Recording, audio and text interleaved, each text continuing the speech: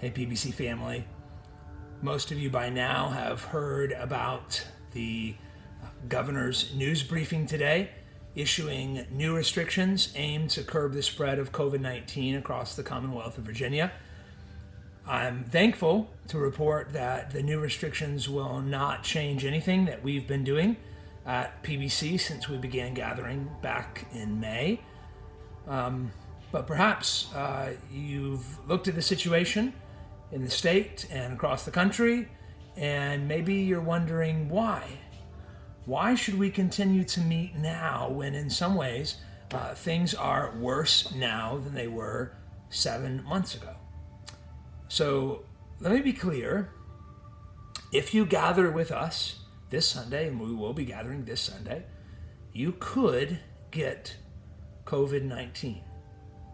And you could be one of the few people who are severely affected by the virus. Tragically, you could die.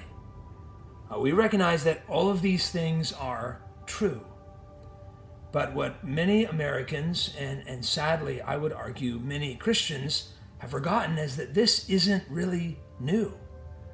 Every time you've ever attended church in your entire life, you have risked something to be there. COVID-19 is not the first threat to your health and safety. I would suggest it's probably not the worst threat to your health and safety. And it's certainly not the last threat. If you're one of those that feels that the risk for you is too high right now, let me tell you, we understand. We really do. The elders are not going to pressure you to gather with us. We're just going to ask that you communicate with us so we know why you're staying home and how we can shepherd you in the midst of everything that's going on. But let me just remind you, Christian, by staying home, you are also taking a risk, just a different type of risk, one that may be more spiritual than physical, one that in the end may prove even more deadly than the risk that we are taking by gathering. If you're not careful, you can lose your appetite for God's people. If you're not careful, your view of church can change from a people that we gather with to an event that we watch from the comfort of our television screen. If you're not careful, you can begin to allow fear to dominate you. So if you choose to stay home, I'm just going to plead with you to wage war against those temptations and more.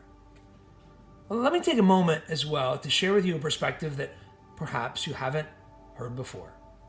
You don't have to agree with me on this. You may strongly disagree, and that's fine.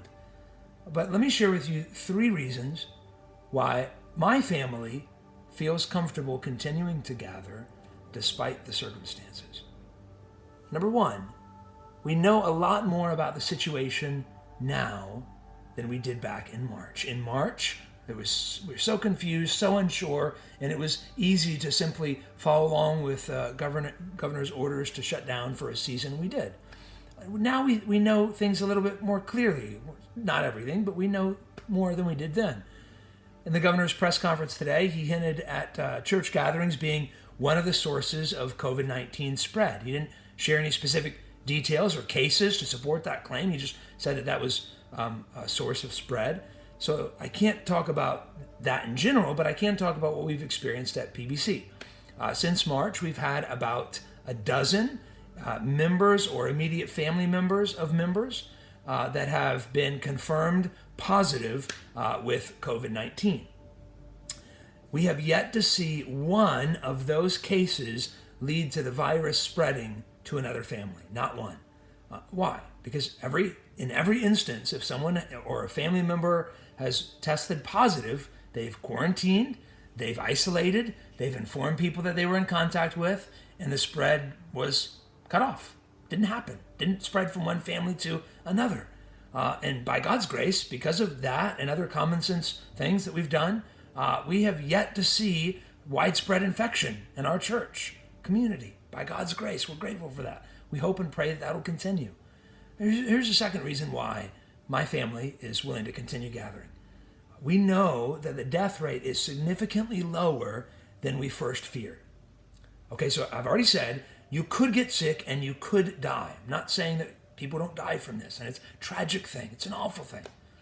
But by the most aggressive estimates, if you get infected with COVID-19 and you're 10 years old, the mortality rate is 0.002%.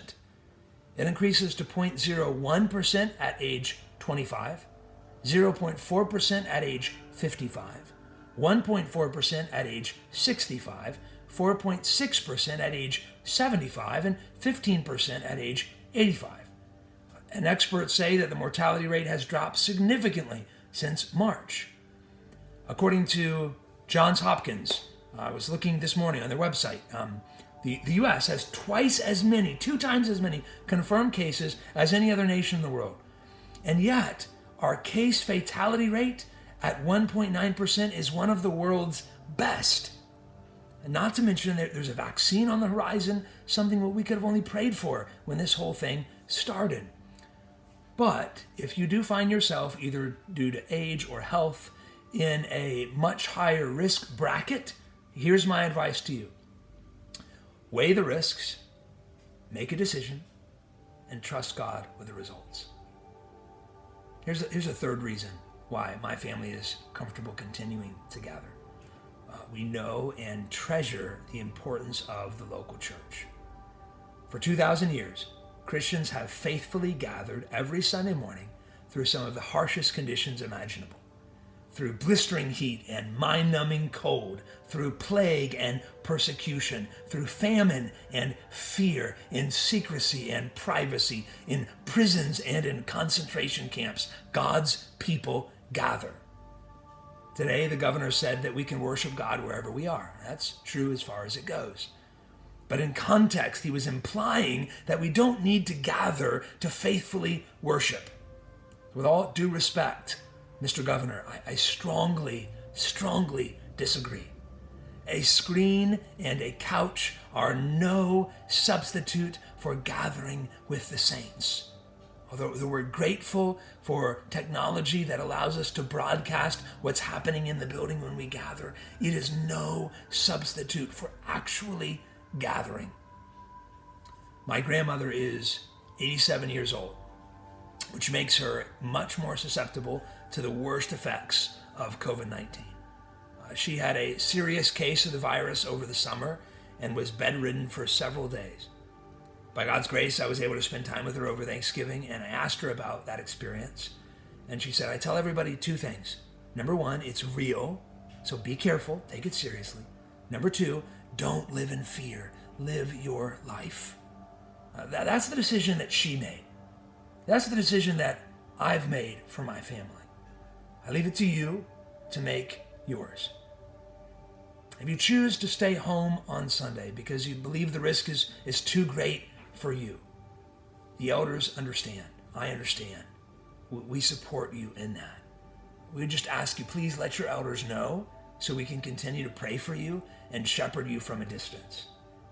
If you choose to gather with us, we're going to be in 1 Peter chapter 5, verses 1-5 on Sunday. So read up and be ready. We're going to talk about elders and the body, as Peter talks about what it looks like to be shepherded in exile. But as you come prepared to join us as we've been gathering since May.